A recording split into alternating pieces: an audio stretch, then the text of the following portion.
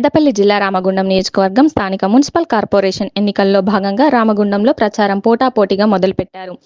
58వ division BJP అభ్యర్థి శిలారపు కళ్యాణ్ సుమారు 500 మందితో ప్రచార ర్యాలీ చేపట్టారు. డప్పు చప్పుళ్లతో వినూత్న ప్రచారాన్ని చేపట్టి గడప గడపకు వెళ్లి ఓటర్లను ఓటేసి గెలిపించమని వేడుకున్నారు. యువతకు ఒక అవకాశం ఇవ్వమంటూ డివిజన్ ప్రజలను కోరారు. ఈ సందర్భంగా వారితో ముఖాముఖి. రామగుండం నియోజకవర్గంలో మున్సిపల్ కార్పొరేషన్ ఎన్నికల ప్రచారం జోరుగా సాగుతుంది. అభ్యర్థులు కూడా పోటాపోటీగా ప్రచారం సాగిస్తున్నారు. ప్రస్తుతం మనం 58వ డివిజన్ అభ్యర్థి కళ్యాణ్ మనతో ఉన్నారు. వారిని అడిగి తెలుసుకుందాం. నమస్తే అండి. నేను ఈరోజు ఈ కంట్రోల్ కప్పుకోవడానికి మొదటి కారణం ఏంటంటే మన దేశం ఈరోజు ప్రశాంతంగా నిద్రపోతుందంటే దానికి కారణం నరేంద్ర మోడీ గారు లేకపోతే మన దేశం ఏదో అందరికీ తెలుసు. బాంబు బ్లాస్టు ఇవన్నీ జరిగేది ఎవరి వల్ల అనిపిస్తుంది. కానీ ఈరోజు మన దేశానికి గర్వంగా చెప్పుకునే పార్టీ భారతీయ జనతా పార్టీ.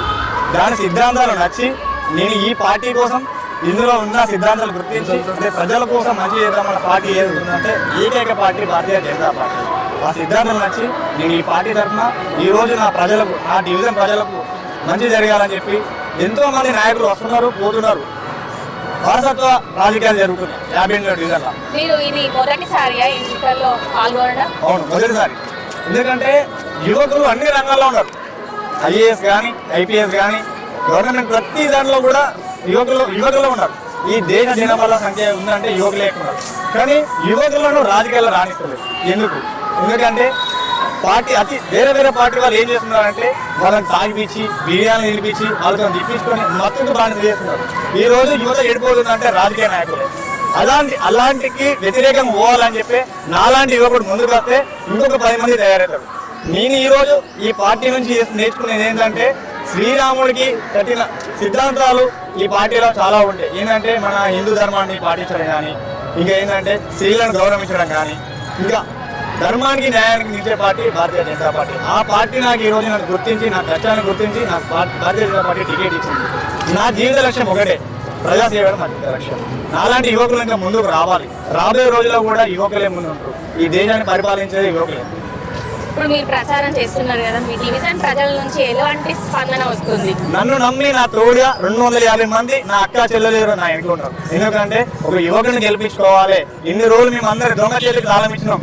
ఈసారైనా ఖచ్చితంగా యువకునికి ఛాన్స్ ఇవ్వాలి. చదువుకున్న యువకుడు డివిజన్లకు వచ్చి వస్తే ఎలాంటి అభివృద్ధి చేస్తాడు? చదువుకున్నోనికి జ్ఞానం ఉంటుంది, తెలివి ఉంటుంది, సంపాదన మీద ఆశ ఉండదు. మొదటి ఏంటంటే వీళ్ళు 40-50 సంవత్సరాల్లో రాజకీయాలకు ఎందుకు వస్తారు? వాళ్ళు అప్పు చేసి ఎందుకు పెడుతున్నారు? ఆ అప్పు చేసేది ఎందుకు?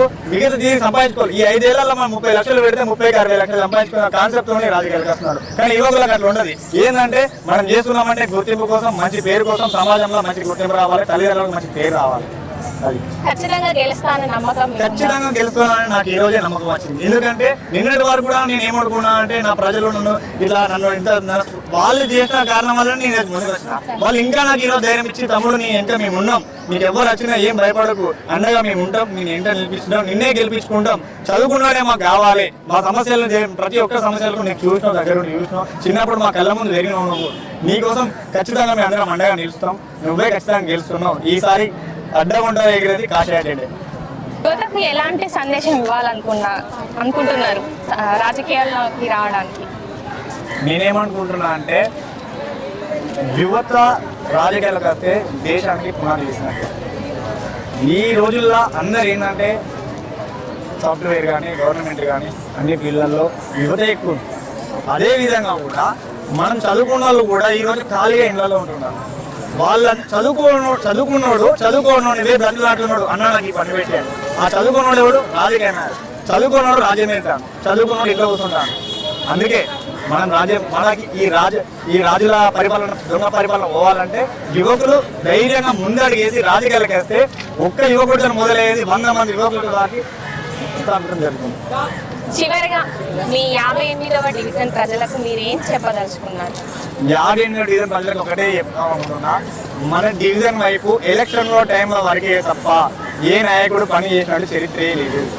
ప్రతి కష్టానికి వాళ్ళకి తోడుగా నేను ఉంటా. వాళ్ళకి ఏ ఆపద వచ్చినా నేను ఉంటా. ఎందుకంటే నాకు సంపాదించుకోవాలనే కోరిక లేదు, ఏది లేదు. నా తల్లిదండ్రులకు మంచి గుర్తింపు తీసుకురావడం నా లక్ష్యం. అలాంటిది నా ప్రజలందరికీ నేను ఖచ్చితంగా నాయకుడిలా కాదు, సేవకుడిలా పనిచేస్తాను. ప్రతి థ్యాంక్ యూ అండి. మీరు ఖచ్చితంగా గెలవాలని కోరుకుంటున్నాం. మా 3D టీవీ న్యూస్ ఛానల్ తరఫున all the best. Thank you so much. జై శ్రీరామ్.